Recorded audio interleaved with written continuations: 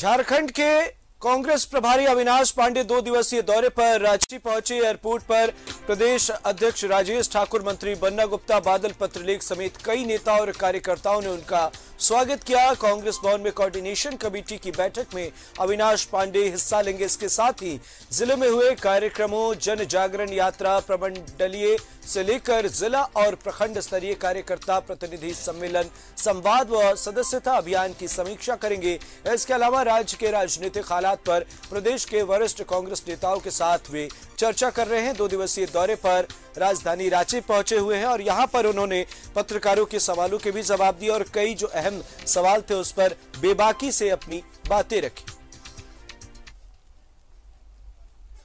बहुत ही महत्वपूर्ण बैठक है जो पिछले 2 महीने से हमने संगठन सशक्तिकरण कार्यक्रम के अंतर्गत जो कार्रवाई शुरू की है और जिसके लिए हमारे यहाँ के सभी शीर्ष नेतागण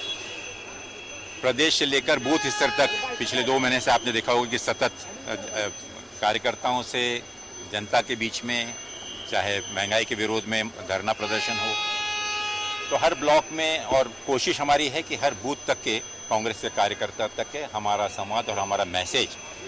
कांग्रेस अध्यक्ष का, माननीय राहुल गांधी जी का, उन तक पहुंचे। गठबंधन का सवाल है या माननीय मुख्यमंत्री जी को दी हुई नोटिस का सवाल है, उससे संबंधित जितनी भी कानूनी गतिविधियां और पूछताछ है वो कानून अपना मोड़ लेगी, अपना जो भी कानून, और मुझे हमें पूरा विश्वास है कि देश में जो कानून आज है उस आधार पर ही जो निर्णय होगा वो सही निर्णय का हमें पूरा विश्वास है। लेकिन इससे गठबंधन या झारखंड में गठबंधन की सरकार को। हमारे सहयोगी विपिन उपाध्याय हमारे साथ कांग्रेस भवन से लाइव जुड़े हुए हैं। विपिन,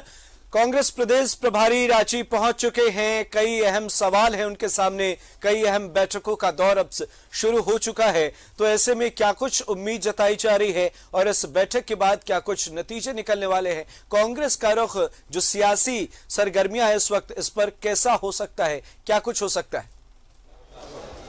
देखिए, 2 दिवसीय दौरे पर रांची पहुंच चुके हैं झारखंड कांग्रेस के प्रभारी अविनाश पांडे और अब से कुछ देर के बाद कांग्रेस भवन में जो राज्य स्तरीय समन्वय समिति है प्रदेश कांग्रेस की, उसकी बैठक होगी प्रदेश प्रभारी अविनाश पांडे की अध्यक्षता में, जिसमें ये कुल जो 18 सदस्यीय कोऑर्डिनेशन कमेटी है, इसमें 3 नेताओं की अगर बात करें तो रामेश्वर उरांव, आलमगीर आलम और बन्ना गुप्ता को छोड़कर लगभग सभी जो अन्य 15 सदस्य हैं उनकी मौजूदगी की बात पार्टी की तरफ से कही गई है। और एयरपोर्ट में जिस तरह से अविनाश पांडे ने स्पष्ट किया, और खास करके अगर बात कोऑर्डिनेशन कमेटी की बैठक की करें तो इस बैठक में राज्य के वर्तमान स्थिति के साथ साथ जो राज्य में त्रिस्तरीय पंचायत चुनाव हो रहे हैं उसकी समीक्षा होगी। जो हाल के दिनों में कांग्रेस के द्वारा सांगठनिक कार्यक्रम किए गए हैं, चाहे वो सदस्यता अभियान की बात करें, प्रखंड स्तर से लेकर जिला और प्रमंडल स्तर पर हुए संवाद कार्यक्रम की बात करें, उस पर मंथन होगा। उसके बाद 3 बजे से जिलावार जो जिला के अध्यक्ष हैं, जो जिला के समन्वयक हैं और जो सदस्यता अभियान में शामिल नेता थे, उनके साथ प्रदेश प्रभारी बैठक करेंगे और वस्तु स्थिति से अवगत होंगे। और जिस तरह से अगर बात की जाए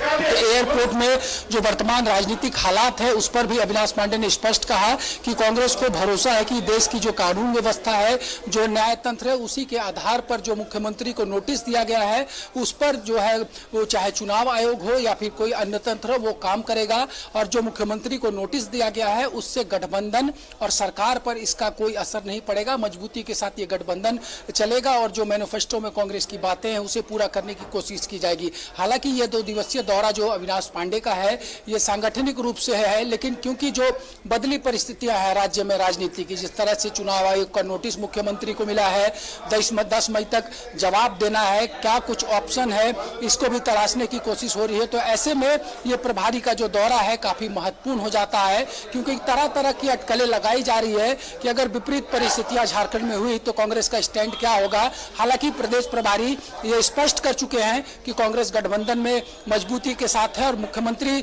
पर भी कांग्रेस को भरोसा है। और खास करके चुनाव आयोग पर कांग्रेस ने ये भरोसा जताया है कि जो जवाब मुख्यमंत्री देंगे उस पर निष्पक्ष तरीके से चुनाव आयोग जो है वो निर्णय लेगा।